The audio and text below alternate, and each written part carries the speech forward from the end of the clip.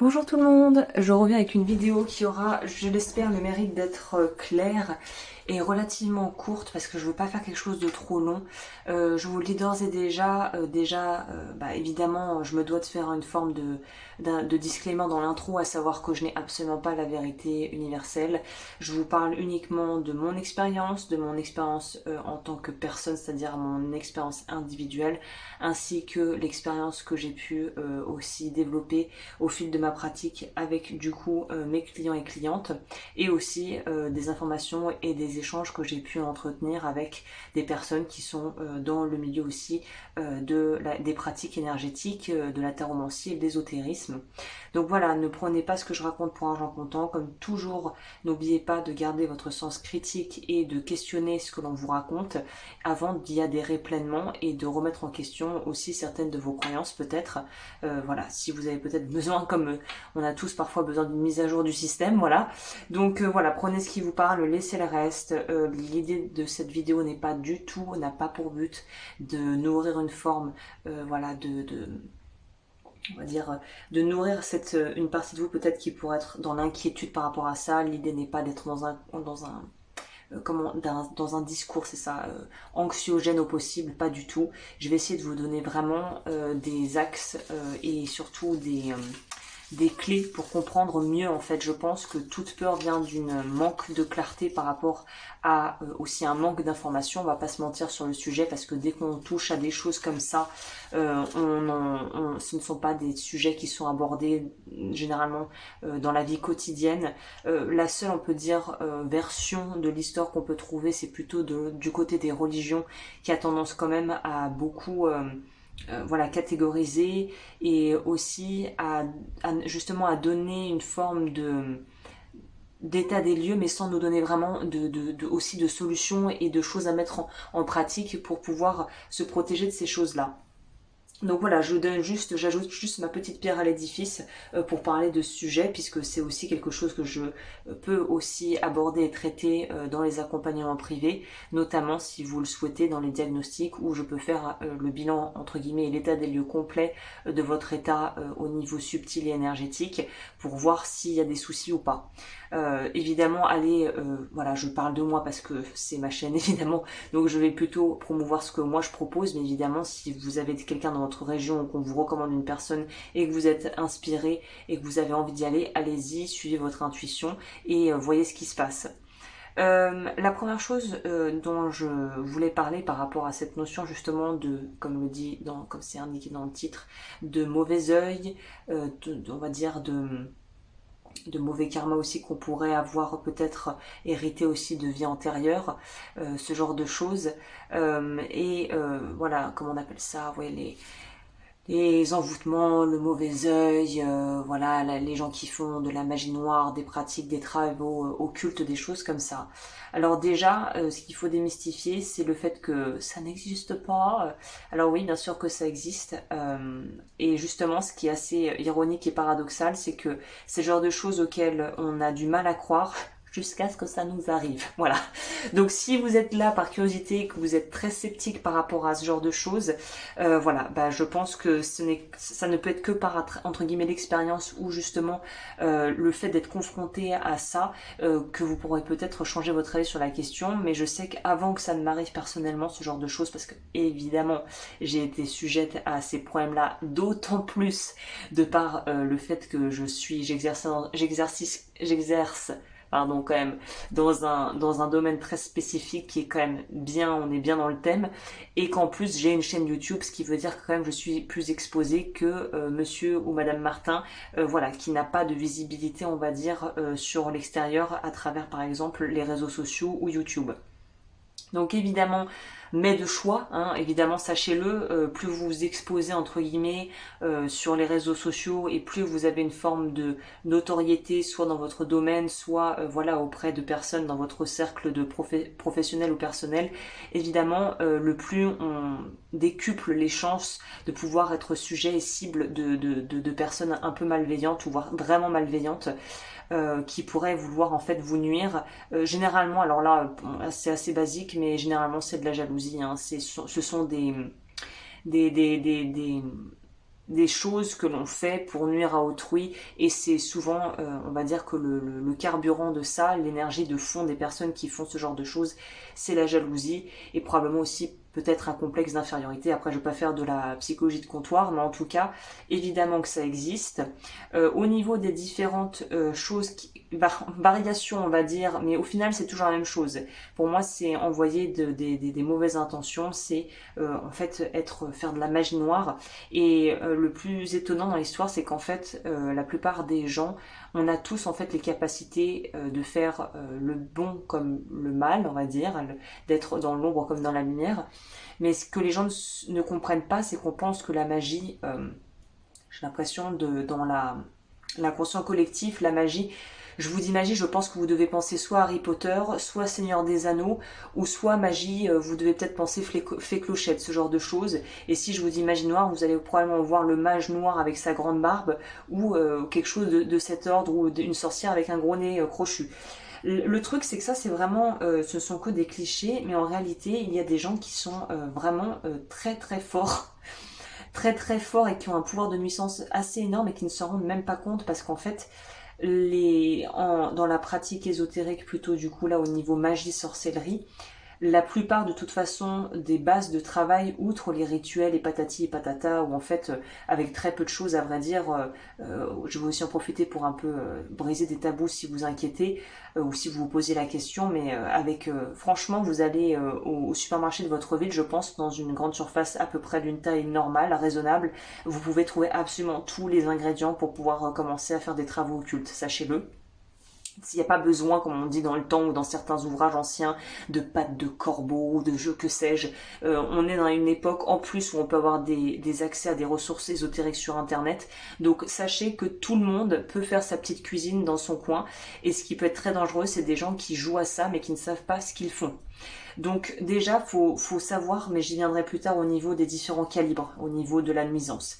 Mais déjà, pour vous démystifier ça, c'est hyper facile de nos jours, que ce soit les ressources internet, les livres ou les forums de communautés dans le milieu de l'ésotérisme, de pouvoir faire à peu près n'importe quoi. Faut savoir aussi que le principal outil que va utiliser une personne pour faire des choses qui soient lumineuses comme sombres, c'est le pouvoir de l'intention allié au pouvoir du verbe.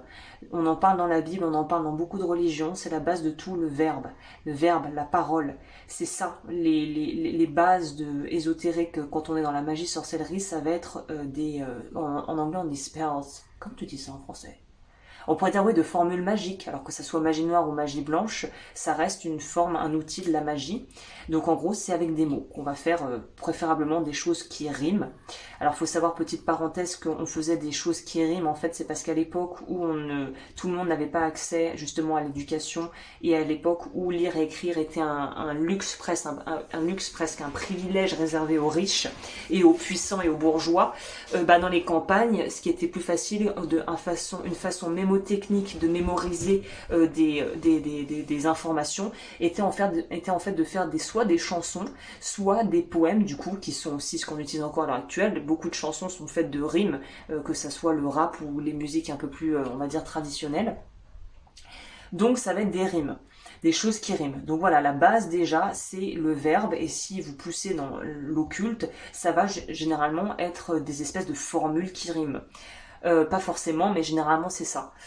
Au niveau du coup de la nuisance et des gens qui peuvent faire en fait être de très bons entre guillemets mages noirs en puissance et qui ne le savent même pas, c'est les gens qui en fait qui disent de la négativité et des choses méchantes et des critiques sur les autres en permanence. Ça, en fait, ils deviennent des maîtres dans on pourrait dire la noirceur verbale, et donc eux ils ont une puissance sans s'en rendre compte qu'ils ont développé au fur et à mesure, à force d'être dans une énergie négative et un état d'esprit négatif et avoir que le mal partout, ça devient en fait des aimants et ils deviennent extrêmement puissants sans s'en rendre compte. Pour moi ce genre de personne, c'est comme si ça me rappelle Fanchon. C'est dans un des contes qu'avait repris Marlène Jobert, je sais plus le titre. c'est un conte en plus de Charles Perrault à la base. Et en gros, l'histoire, c'est que il y a une des sœurs qui n'est pas une sœur. Il y a plusieurs sœurs, il y en a une notamment qui n'est pas vraiment dans l'amour, c'est le cas de le dire, et qui passe son temps à critiquer tout le monde. Et en fait, une bonne fée lui jette un sort, et dès qu'elle ouvre la bouche, il y a des crapauds qui lui sortent de la bouche. Et en fait, pour moi, c'est ça, quand je vois des gens dans la rue ou que j'entends des gens qui disent des méchancetés, et puis ça se sent dans leur voix. Pour moi, je l'imagine, c'est comme s'il y avait des crapauds et des cafards qui sortaient de leur bouche. Bon voilà, il y en a, ils sont très forts là-dedans. Du coup, quand c'est avec l'intention, en pensant à une personne, par exemple si on dit du mal de vous et qu'on le dit vraiment en y mettant du cœur, et ben en fait, ça va vous impacter petit à petit comme l'eau qui va goûter sur un rocher. Ça va être une forme de puits, enfin, c'est pas ce que je veux dire, de poison en fait, qui va petit à petit éroder votre champ énergétique à vous, qui est un champ énergétique, donc je pense que vous savez ce que c'est, qui est l'aura. Et il y a différentes couches à l'aura en fait, qui est en fait une forme de protection magnético-énergétique, je sais pas comment je pourrais dire, que tout être humain a, et qui est une protection naturelle, comme on a la peau pour protéger nos organes en dessous de notre corps. Imaginez que dans l'invisible, on a ce qu'on appelle une aura, qui est un peu une forme de coque de protection naturelle, qui est plus ou moins grande en fonction des gens. Donc ils vont éroder votre coque de protection, et si vous n'avez absolument aucune pratique énergétique, ce qui est le cas de malheureusement beaucoup de gens parce qu'ils ne croient pas à ça, parce que voilà, c'est pas des choses qui sont usuelles, qui sont communes, eh bien ça va commencer à attaquer petit à petit avec la répétition, la force et l'intention, ça va commencer à attaquer en fait. Et c'est pareil, imaginez que là il y a une personne qui ne vous veut pas que du bien, qui va parler de vous en mal en permanence, ça c'est une chose, mais imaginez un groupe de personnes qui ne vous aiment pas. Donc je vous laisse imaginer ce que ça peut donner par rapport à, par exemple, à des gens qui sont connus et qui ont en fait une horde de trolls et de gens qui ne les aiment pas. Généralement, petite parenthèse, pour les gens qui sont entre guillemets connus ou qui sont vraiment à vrai dire, même les personnes qui ont des chaînes YouTube, par exemple, ce qui va être créé quand il y a un rassemblement d'énergie et de gens, en fait, autour de quelque chose, on va créer ce qu'on appelle des égrégores. Donc ça, pour une autre fois, sinon je vais faire une vidéo de 5 heures, déjà ça va être beaucoup trop long là, je sens. Mais en gros, les égrégores sont des espèces de formes pensées qui deviennent collectives, et l'égrégore va devenir une espèce d'énergie, de forme d'énergie, si vous voulez, à part entière, qui a son intelligence propre. C'est comme si on crée une entité, en fait. Comme vous savez, parfois on entend dans le domaine juridique ou commercial, pour les gens qui ont une entreprise, une entité. Ce que vous créez, c'est une entité. Même, oui, c'est ça qui est bizarre, je me disais, oui, c'est bizarre parce que même dans le jargon, on va dire, juridique, une entité, c'est quelque chose qui va, par exemple, définir une entreprise. Imaginez qu'une chaîne YouTube peut devenir une entité à part entière, c'est-à-dire une forme d'énergie qui commence à s'auto-gérer. Quand vous créez une entreprise ou une marque, par exemple, vous avez une marque de shampoing, je sais pas, ce truc commence à avoir sa propre, au final, patte énergétique et son propre fonctionnement par lui-même. C'est comme si vous mettiez au monde un bébé. Au niveau énergétique, ce truc commence à vivre par lui-même, et après vous l'alimentez. Par exemple, les chaînes YouTube, on alimente en répondant aux commentaires, en créant du contenu, ce genre de choses. Donc j'ai dérivé, mais en gros là c'était pour vous me poser un peu le cadre. Donc tout le monde est susceptible de pouvoir être du coup on va dire énergétiquement bousculé, surtout si on a des personnes qui n'ont pas des bonnes intentions à notre égard. C'est pour ça que je vous invite, si vous n'avez aucune pratique énergétique, à aller voir. J'ai proposé une formation que j'ai lancée vraiment pour vous donner les bases. Je vous mettrai le lien en barre d'infos si ça vous intéresse. C'est vraiment les bases de chez base, et là il n'y a rien de sorcier, ce sont des protocoles et des choses à mettre en place au quotidien pour vous aider et qui vous donneront des bases. La chose que je trouvais intéressante de mentionner, c'était la partie numéro 2 de l'histoire, c'est-à-dire que, évidemment, la nocivité des gens va dépendre de leur calibre. C'est-à-dire que c'est comme dans une activité, par exemple, je sais pas, du judo, je sais pas si c'est le bon exemple, c'est karaté ou judo, je crois que c'est judo, on a les ceintures là-dedans, je sais plus dans quel ordre c'est, on a blanc, jaune, bleu, rouge, marron ou noir, je sais plus. Mais voilà, il y a des gens qui sont donc à mettre dans différentes catégories. Vous imaginez des boxeurs, il y a boxeur poids plume, boxeur poids lourd, bah voilà, là c'est pareil. Dans le pouvoir de nuisance des gens, là, ce que je vous ai démontré avec quelqu'un par exemple qui vous envoie entre guillemets ce qu'on appelle donc le mauvais œil, c'est-à-dire des mauvaises vibrations à votre égard en pensant à vous, donc on mixe intention plus le verbe, la parole, donc on est en train de créer des mauvais sorts si vous voulez avec notre verbe. Ça, c'est une chose. Ça, j'ai envie de vous dire, c'est niveau bac à sable. C'est pas ça qui va vraiment vous polluer. Ça peut plus vous polluer moralement et vous miner si c'est par exemple de la violence verbale ou qu'on essaie de vous rabaisser. Évidemment que ça va influer sur votre santé émotionnelle, évidemment. Mais ça, c'est les petits calibres. Ça, c'est pas c'est pas les gros dangers. Ça, on peut composer avec ça. Et si on a une estime de soi à peu près solide, ne pas trop être affecté par ce genre de choses. Évidemment, si vous subissez du harcèlement au travail, des choses comme ça, ou scolaire, bon là, il faut faire quelque chose parce qu'on passe au niveau du dessus. C'est-à-dire que là, le harcèlement est collectif, donc beaucoup plus puissant parce qu'il y a plusieurs personnes qui s'en prennent à vous. Donc évidemment, là, il faut faire appel à des recours, voilà, légaux ou juste, enfin, faire appel à ce qu'il faut, je ne sais pas. Voilà, à voir au cas par cas ce qu'il faut mettre en place, mais voilà, pour que ça s'arrête, évidemment, pour ne plus subir ça. Sinon, au niveau des calibres un peu plus élevés, ça va être les personnes qui, justement, en plus d'avoir voilà, cette base de sombre en eux, on va dire, qui on laisse ressortir derrière d'eux la partie un peu plus sombre d'eux, pour tout un tas de raisons qui les regardent. Il faut savoir que c'est là où ça devient dangereux, c'est quand ces personnes commencent à s'instruire du coup avec de la connaissance ésotérique et occulte. Alors que ça soit de la sorcellerie, que ça soit à travers le chamanisme, que ça soit à travers le voodoo, voilà les arts, on va dire qui viennent aussi. Il y a la magie noire des asiatiques tibétaines, c'est aussi hyper dangereux. Donc là, peu importe la région du monde en fait, à partir du moment où les gens commencent à s'instruire dans le but de nuire, on passe au calibre du dessus. Parce que là, non seulement ils sont entre guillemets conscients de ce qu'ils font, c'est-à-dire que c'est pas inconscient parce que les gens parfois ne se rendent même pas compte qu'ils envoient des mauvaises ondes. Donc là, on est sur ça devient conscient et en plus ils s'instruisent. C'est-à-dire que là, au niveau, je reprends mon image du karatéka, là c'est plus ceinture blanche. Là, la personne passe en fonction de son degré d'instruction à des calibres beaucoup plus importants au niveau de sa puissance de nocivité. Donc, c'est là où ça devient dangereux parce que en fonction de la puissance que cette personne développe en travaillant son art occulte, on peut avoir des dégâts beaucoup plus importants. Donc là, je ne vais pas rentrer dans tous les dégâts, mais je peux vous dire que si vous avez un doute, écoutez votre intuition parce qu'on a intuitivement, on apprend à refouler ces choses-là, mais intuitivement on le sent.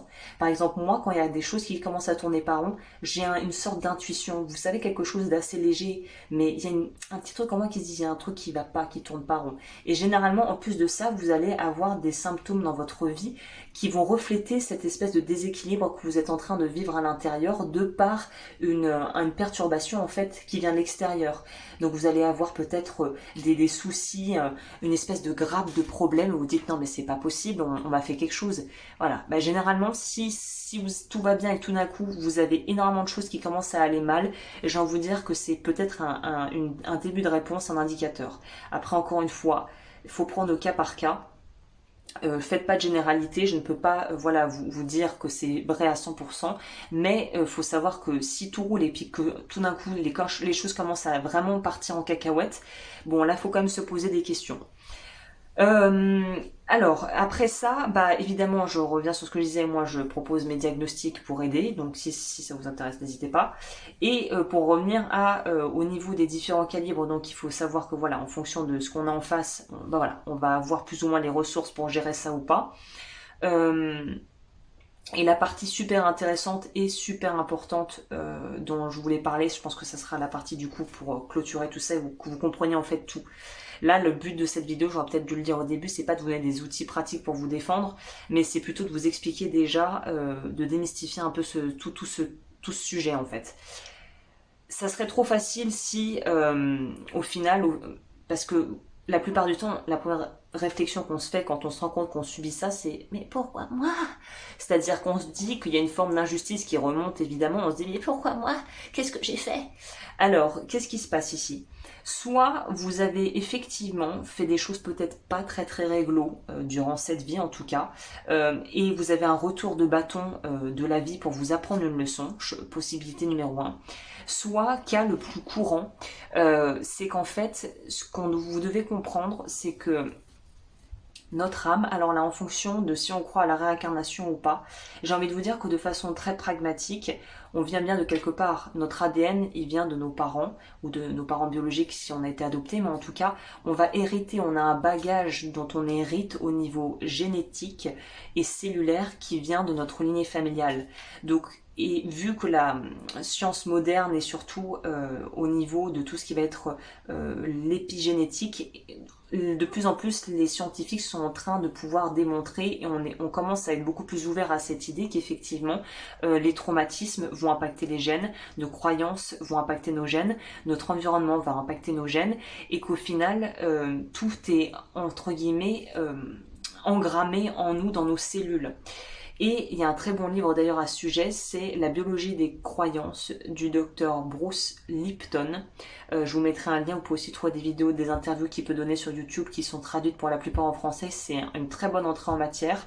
Donc il faut savoir que même si on croit à cette notion de réincarnation ou pas, qui serait qu'en fait on meurt et on revient sur Terre, alors déjà pour celles et ceux qui y croient et qui se disent mon Dieu j'en ai marre, j'espère que c'est la dernière incarnation, évidemment qu'on peut briser son karma, enfin je veux dire qu'on peut en terminer avec son karma et qu'on peut en terminer avec les cycles d'incarnation, encore heureusement. Donc ça c'est encore un autre sujet, je dérive.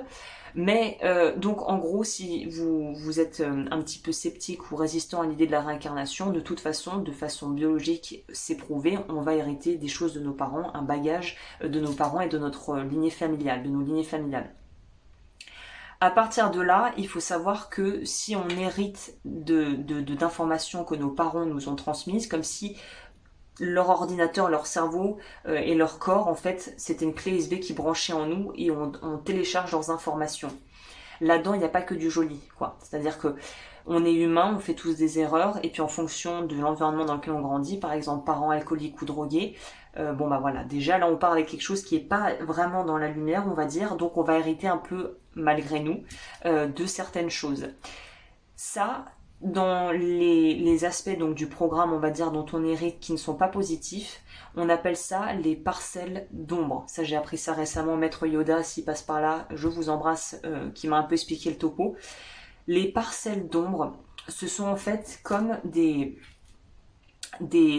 parties de nous qui viennent soit de cette vie, soit d'autres vies, d'un bagage accumulé, et comme son nom l'indique, c'est ombre, donc tout ça c'est pas très lumineux. Et en fait ces parcelles d'ombre qui sont en fait des résidus de vie antérieure ou de mauvais, enfin où il y a eu du karma qui n'était pas bon, où on a fait très clairement, pour simplifier, des actes qui n'étaient pas justes, qui n'étaient pas lumineux au final, qui allaient contre un petit peu l'ordre divin des choses, par exemple des choses qui sont vraiment où il y a atteinte à la vie d'autrui, par exemple tuer quelqu'un, ça va contre la nature en quelque part. C'est-à-dire que, enfin après non, parce que les animaux tuent pour se manger, c'est peut-être un mauvais exemple, mais c'est de sciemment, c'est ça, quand il y a l'intention délibérée de nuire à quelqu'un, de faire du mal pour faire souffrir. Là, on n'est plus dans quelque chose qui est dans le laisser-vivre et le respect mutuel. Donc, toutes ces choses qu'on accumule et qu'on peut accumuler, donc si vous croyez à ça, des vies antérieures, ça devient des parcelles d'ombre, des espèces de programmes en nous, un peu comme Matrix, quoi. Ça devient des programmes en nous qui sont, comme ce que je vous expliquais un peu plus tôt en vidéo, ces fameuses idées d'égrégores, enfin, non pas d'égrégores, d'entités, c'est-à-dire d'énergie, de sources d'énergie que l'on peut avoir créées, mais qui après ont leur propre réseau de fonctionnement indépendant de nous, en fait. Et bien imaginez que ça, on l'a en nous.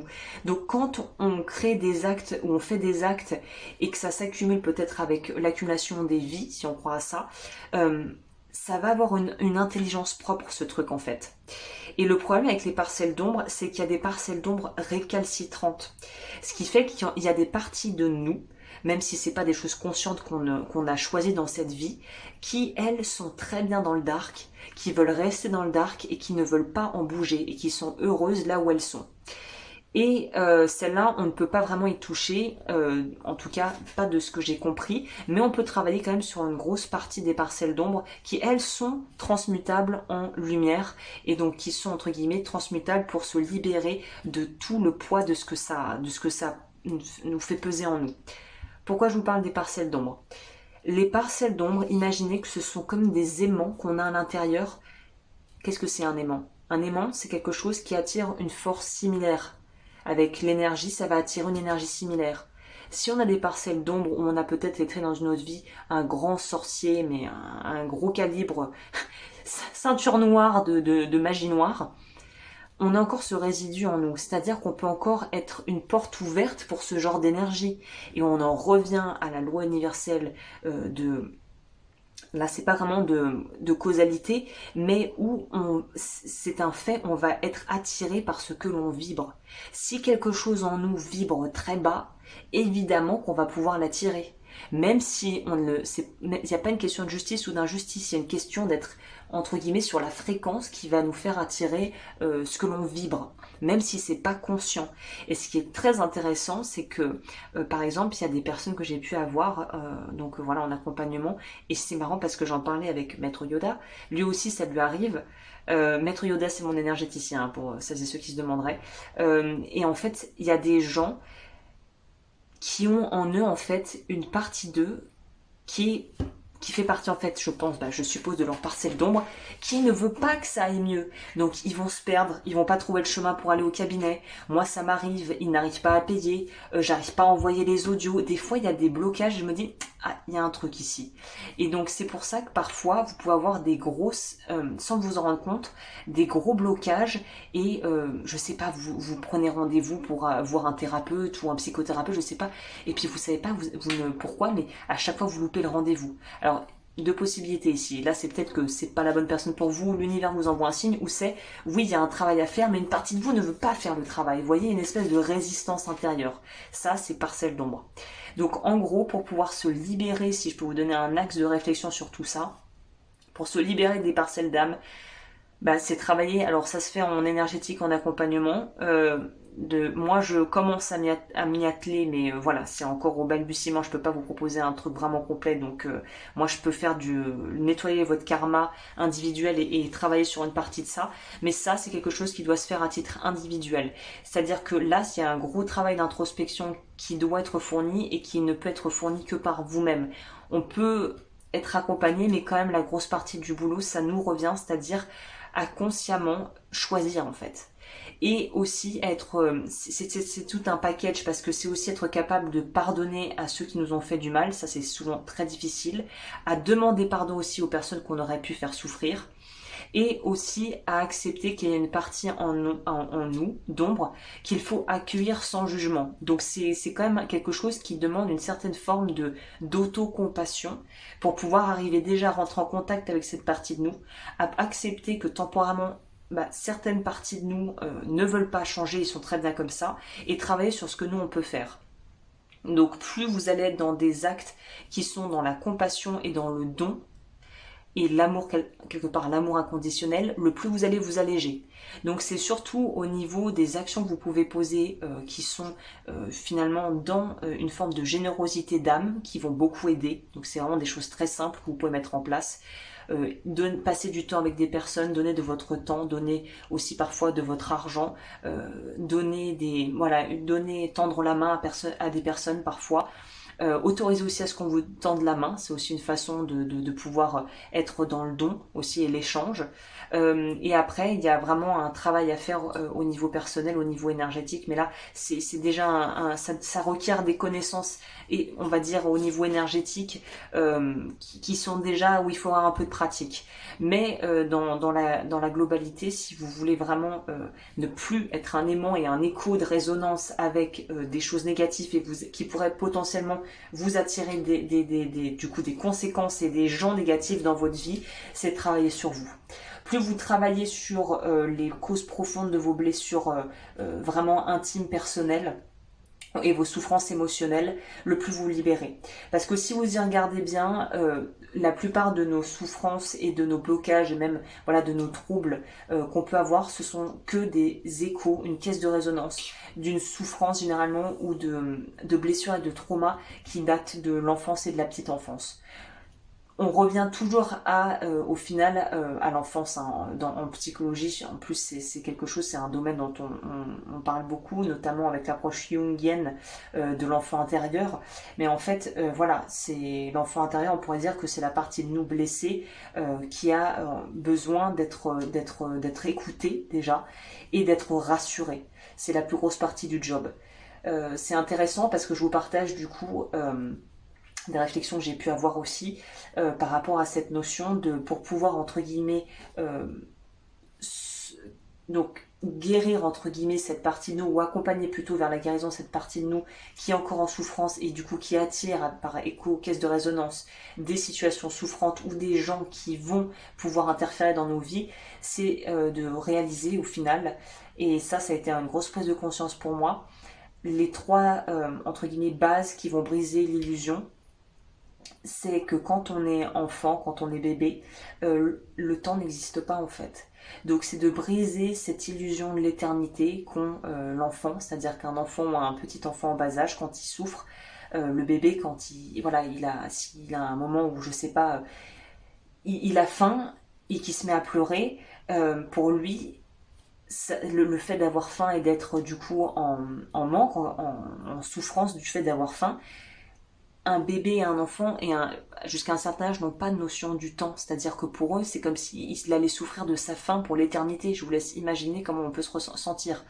Donc c'est mettre un terme à faire comprendre à son enfant intérieur que les bonnes choses ont une fin et que les mauvaises choses aussi. L'éternité, cette notion d'éternité qu'a l'enfant n'existe pas. La notion aussi de trouver le juste milieu entre toute puissance et impuissance. Parce que généralement aussi l'enfant va penser soit qu'on est dans la toute-puissance, soit dans l'impuissance, mais il n'y a pas de milieu en fait.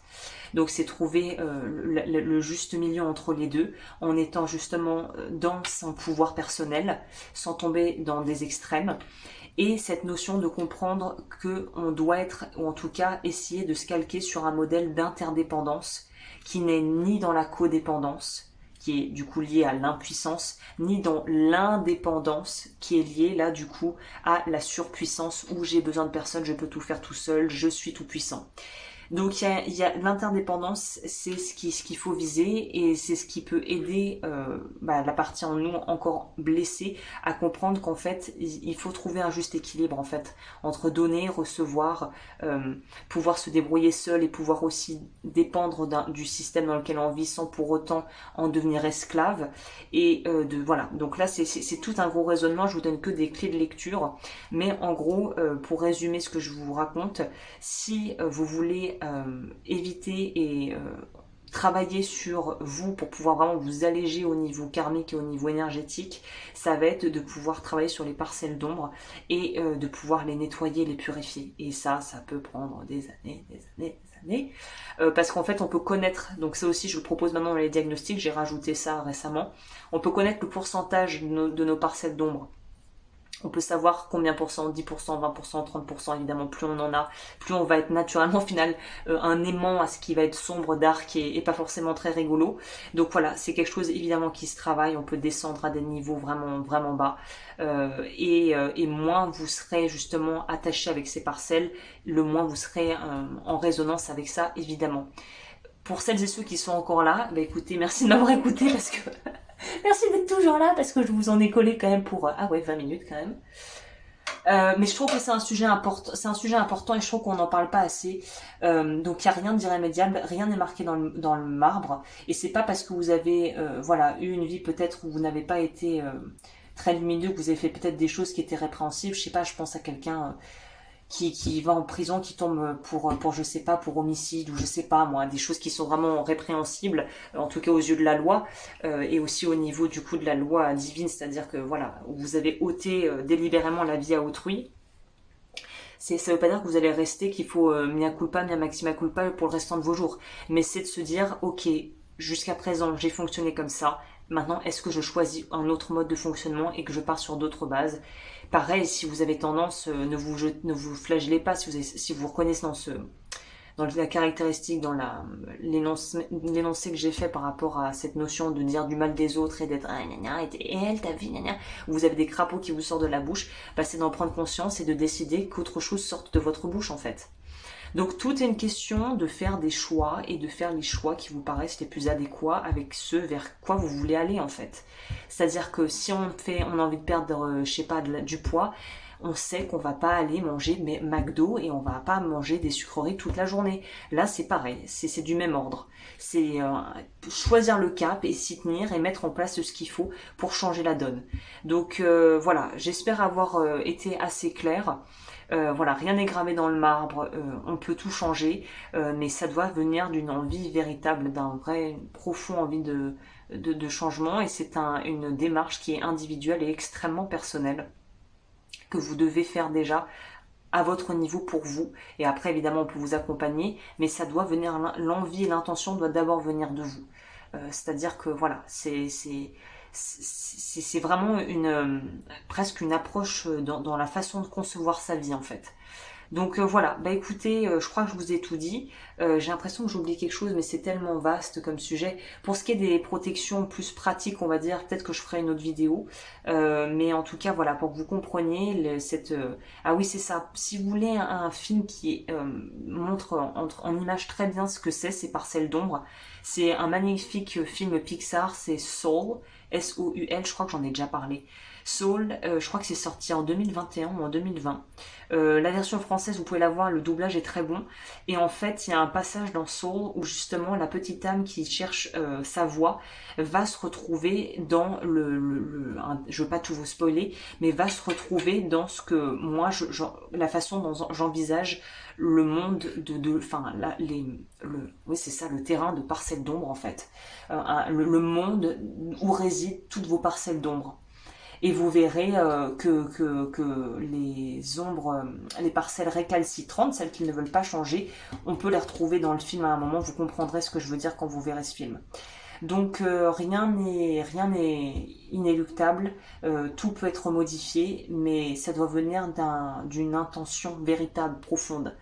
Et pas de vouloir payer quelqu'un pour régler vos problèmes et ne pas avoir à y toucher. Il va falloir mettre les mains dans le cambouis, c'est-à-dire que voilà, il va falloir mettre les mains dedans et voilà, et ne pas en avoir peur aussi, parce que moi ça me paraît, voilà, j'ai pas peur de ça parce que j'ai fait un gros cheminement personnel, mais je peux comprendre qu'on puisse même pas vouloir y mettre les mains, mais vous allez devoir plonger là-dedans pour pouvoir vous libérer en fait. Donc voilà.